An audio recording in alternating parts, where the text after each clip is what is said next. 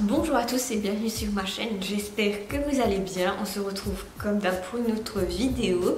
Je vous retrouve aujourd'hui pour vous parler d'un thème que j'aime beaucoup, il s'agit de déco.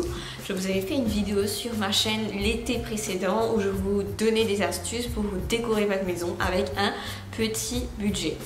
Et bien comme j'ai emménagé il n'y a pas très longtemps dans cet appartement, j'ai dû rénover un petit peu la salle de bain, disons juste au niveau déco.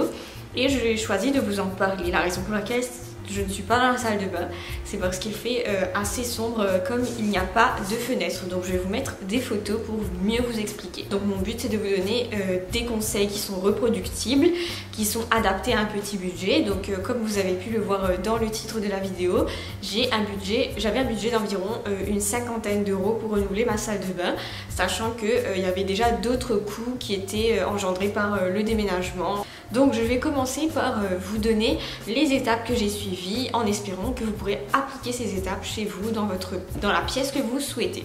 La première chose qu'on a fait, c'est qu'on a rendu la pièce neutre. Donc comme vous voyez dans les photos, c'est une pièce qui était assez grande en fait, elle était assez bien foutue déjà de base. En fait c'est le conseil que je vous donne parce que nous on avait déjà une surface qui était assez neutre de par les murs qui sont beige on va dire. Donc la première chose c'est de neutraliser la pièce en nettoyant les murs si les murs sont déjà neutres et deuxièmement en appliquant une couleur qui soit neutre. Donc dans un deuxième temps on s'est posé la question qu'est-ce qu'il y a déjà et qu'est-ce qu'on a envie de changer. Et du coup le meuble qui tenait le lavabo était un meuble vieillot mais neutre. Du coup pour le prix, le budget qu'on avait, on a choisi de conserver ce meuble et même de garder le lavabo, quitte à changer après peut-être la couleur avec le temps. Ce qu'on avait envie de faire c'était le minimum viable. En fait, si vous voulez savoir ce que c'est le minimum viable, c'est plutôt quel est le minimum de choses qui vont remplir les fonctions de base. Et là, vraiment, on est vraiment en train de parler de méthode, quoi. Vraiment de creuser profondément quel type d'utilisation on fait de la salle de bain.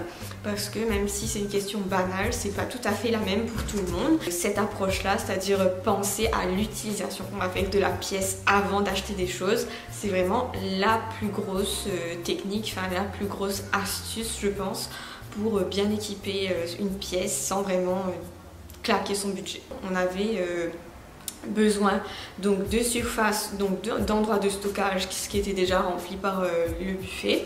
On avait besoin d'endroits pour accrocher et on avait besoin d'un espace pour se doucher parce que qu'il soit étanche. Donc ça a été de se poser la question quel style on veut et comment on peut aménager le style qui est déjà présent, donc le style un peu vieillot. Donc bien sûr j'avais déjà une petite idée de ce que je voulais mais je voulais pas non plus y mettre un budget de fou. En fait les premières choses sur lesquelles il faut se concentrer c'est quelles sont les plus grosses structures qui vont faire le plus gros effet. Donc c'est vraiment le principe du 20-80. Quels sont les 20% de changements qu'on peut effectuer qui vont faire 80% des effets. Et dans cette salle de bain il y avait vraiment deux choses, c'était le sol et on va dire au niveau du rideau de douche qu'il fallait vraiment changer parce que l'espace était déjà très neutre. Donc pour le sol, le sol en fait si vous ne saviez pas, comme vous voyez dans les photos c'était un très beau parquet mais il était assez abîmé, il était tout blanchi et le proprio ne voulait pas faire de travaux donc nous on était un peu coincés. De plus que c'est du vrai parquet en fait et il y avait vraiment des grosses interstices entre les lattes, ce qui faisait passer de l'air froid et donc on était à moitié à poil dans la salle de bain, on avait très froid en hiver. Donc ce qu'on a fait en fait c'est qu'on a été vraiment chercher l'option la plus simple, donc comme je vous dis remplir la fonction de étanchéifier le sol et protéger de l'eau parce que c'est une pièce qui est tout le temps humide. Solution a été de trouver quelque chose de pas cher qui fasse stylé et on a opté pour du lino qui est vachement bien. On connaît tous en fait du lino, ça fait un peu cheap, ça fait un peu esprit Crous quoi. Mais en fait heureusement on est en 2018 et maintenant ils font du très haut lino. Petite astuce, en fait ce lino je l'avais repéré depuis longtemps, il coûte assez cher en magasin et ce que je ne savais pas c'est qu'en fait toutes les boutiques de lino ont des chutes et c'est comme ça qu'on a économisé presque on va dire environ 40% du prix. D'ailleurs on l'a posé nous-mêmes donc du coup ça a vachement réduit le prix quoi. Donc si vous avez envie de poser un lino ou si vous avez envie de poser de la moquette ou tous les types de trucs qui sont sur mesure on va dire, pensez à vérifier si le magasin n'a pas des chutes parce que c'est toujours le cas. C'est d'autant plus valable pour les tissus et ce genre de choses, vraiment où il peut rester un reste de rouleau où on ne pense pas assez à faire son shopping. Donc on s'est dit qu'est-ce qu'on pouvait faire, le minimum qu'on pouvait faire pour la baignoire, et là c'était vraiment juste un rideau de douche parce que le proprio, encore une fois, ne voulait pas qu'on mette de par douche, il voulait pas faire de petits travaux comme ça. Donc l'option était vraiment de trouver un rideau de douche. Mais encore une fois, en fait, ça a été vraiment de trouver des solutions custom parce que si vous voyez bien dans la photo, donc on a réussi à trouver une barre de douche noire, mat, comme je voulais. Et on a adapté le rideau gris qui est un rideau uni, mais franchement ça fait vraiment tout le style.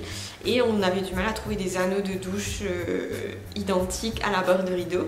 Donc du coup on a dû acheter du spray noir mat et qu'on a fait nous-mêmes et qu'on a mis et qui tient très très bien avec l'humidité. Finalement on a accessoirisé cette salle de bain, on a acheté deux petites décos qui étaient pas très chères en fait, environ 3 € chacune, pour donner le style que je voulais à la salle de bain. Donc un pour le stockage et l'autre pour accrocher des trucs. Donc vraiment, quand je vous dis à chaque fois, prenez des objets qui ont vraiment une fonction plus que décorative, je le pense vraiment. Cette salle de bain, du coup, elle reste quand même minimaliste mais stylée. Comment vous aider à mieux décorer une pièce en ayant un budget minimum? La solution, comme vous l'aurez compris, c'est vraiment d'aborder la déco par la fonction et par les usages qu'on fait d'une pièce et non pas en mettant des tonnes et des tonnes de déco sans comprendre à quoi ça sert. Il faut que chaque item de déco ait une fonction. C'est vraiment comme ça que vous allez faire en sorte que votre pièce ressemble plus à une pièce dans les magazines et non pas en mettant des tonnes et des tonnes de déco que pour la déco. Donc moi en tout cas c'est le principe que j'applique et je peux vous dire que ça fonctionne extrêmement bien pour moi. J'espère que cette vidéo vous aura été utile. Si vous l'avez appréciée, bien sûr n'oubliez pas de mettre un j'aime sur cette vidéo. Je vous propose aussi de vous abonner à ma liste de diffusion où je vous écris tous les dimanches. Et ceci en allant sur mon site où vous allez trouver le moyen de vous inscrire. Voilà, je vous laisse avec cette vidéo. Je vous dis à très vite et prenez soin de vous.